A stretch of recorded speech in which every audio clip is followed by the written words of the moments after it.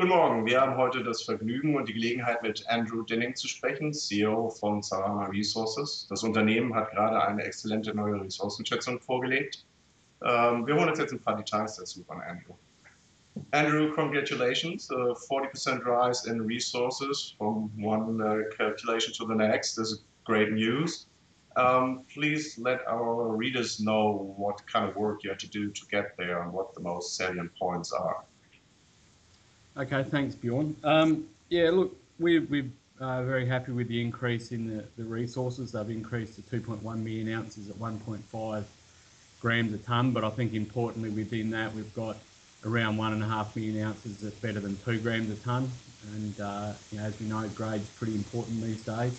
And also importantly, 500,000 ounces of oxide resources. So, you know, we are within striking distance of, you know, having the scale to build a small oxide heap leach plant similar to what True Gold's building at the moment in country. I think they're 90% complete. So, you know, we see this resource as a pretty important thing to underwrite the, you know, the value of the property. So last year we spent around $3.5 million directly in the ground on explorations. We did around 26,000 metres of air core drilling, 4,000 metres of auger, about 9,000 metres of RC and about 7,500 metres of diamond drilling. So we were pretty active last year, and the resource that we just published last week that reflects that work and crystallises some of the drilling that we've done previously. So the discovery cost on that was pretty good. It was around $5 or $6 an ounce. You know, it just goes to show the, you know, the prospectivity of the area that we work in. It's pretty exciting to do that amount of drilling and add that amount of resources.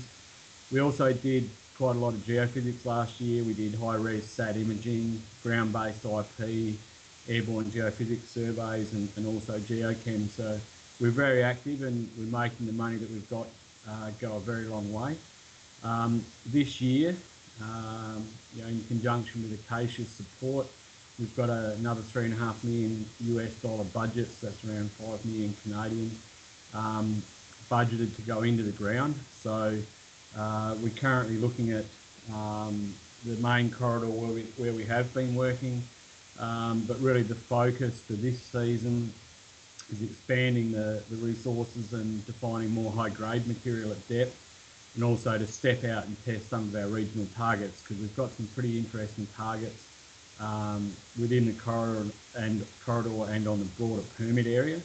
So Acacia's committed to that. We've met with Acacia recently at Indaba and also prior to that. We've got a good relationship with those guys. They're pretty fair and pragmatic guys and know what they're about. So we're both pulling in the same direction and basically, you know, swinging for the fences, trying to find that Acacia-sized deposit, which, you know, we think for Sarama would be a great outcome. We'd be pretty happy to have 25 to 30% of something that meets their criteria, which is, you know, a pretty high threshold. And fail that, we've got our back. What was the size of, or what would be the size, the maximum size of the deal for your work with Acacia Mining, which is your joint venture partner on the project?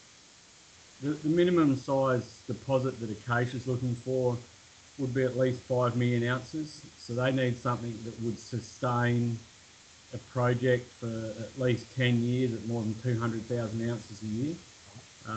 So that's quite a sizable project. So, you know, that's what we're out there looking for now. If we can't find something that size, then obviously we just drive on with the oxides that we've got and the existing resource and build ourselves, I guess, what we call a Sarama-sized mine as opposed to an Acacia-sized mine.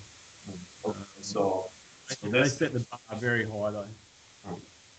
So this is also why you stressed in your release that your oxide resources grew by, I think, 85% to now 500,000 ounces thereabouts, which would be an option to go at it alone or to start with developing the oxide resources only, or why? Yeah, that's I mean the importance of that 500,000 ounce oxide resource, that was a fairly important number for us because we saw that as the kind of minimum size that you needed to establish a heap leach operation. That's obviously not the end of the story there because there's still a lot to go, but for us, that's something we could conceivably start a study on and build a modest heap leach for probably $40 or $50 million. So we saw that as fairly important. And if you look at our interests in the Caso project, the joint venture that butts onto the permit, that we've got 35%. That project's got 100,000 ounces of oxides on it as well. So regionally, the picture is coming together quite well.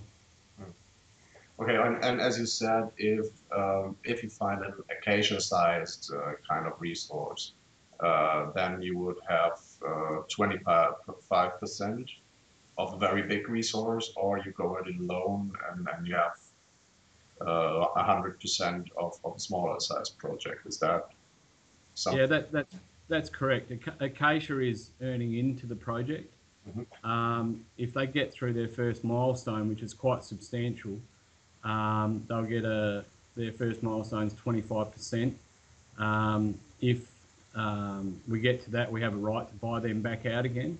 Mm-hmm. And they're not interested in a smaller project, so we'd either buy them out or dilute them out of the project. And if we go the whole hog and we do something acacia-sized, then we'll either contribute our interest or sell our interest to them, whichever makes the best sense to the shareholders. But I think if you look at examples like that, that's how TVX was established, back in the 90s, and that was sold for quite a handsome sum of money to Kinross. If you look at in Australia, you have independents have 30% of Tropicana that Anglo Gold operates, and that just pays them a big fat dividend every year. So, we don't see any downside in this whatsoever. Okay. So when I interrupted you, we're also going a bit into the detail what you're planning to do this year. I mean, you made a good start 2015, or a good start in growing the resource last year. Is growing the resource further this year your primary aim, or is it more of getting a better picture of what you're looking at? Look, I think growing the resource now is more of a side issue. For us, it's about finding the game changer that Acacia needs. So really this season is focused on more step out and looking at the bigger picture, hitting some of the targets, and we've got a lot of data now, so it's interrogating the data that we've got and looking more closely at that and understanding, what some of the more subtle controls are that drive, the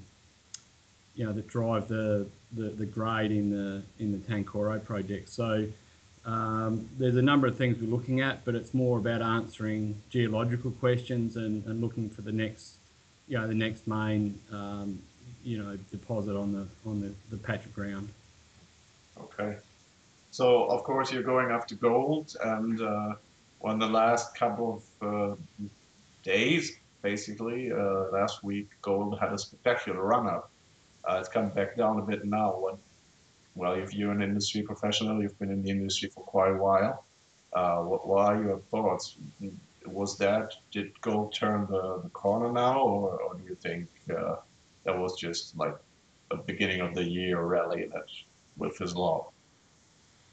I think part of it might be a beginning of the year rally, but I do think we are seeing some of the fundamentals underneath the market driving it are changing.